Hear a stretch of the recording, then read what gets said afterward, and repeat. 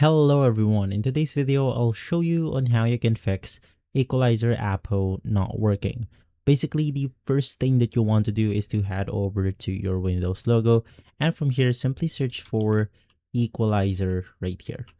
Now the Equalizer APO device selector will open up, and the only thing that you need to do is to allow the administrative access, and then you will be taken to the page right here. Now the reason why your APO Equalizer is not working is most likely that you haven't installed it to the right playback or capture devices.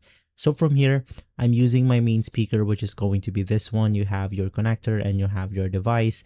Basically, it will say that APO can be installed. This is my default device right here. You can then make sure that it is checked on this screen, and you can do the same thing for the capture devices. So in my case, I'm using my USB condenser microphone. Click on the checkbox once more. Of course, you can install this to your multiple devices. I'll also install it to my raw earphones. Click on the OK button, and from there, this will then help you fix the problem. And so if this video has been helpful, leave a like, subscribe, and follow Guide to Everything for more videos like this. Thanks for watching.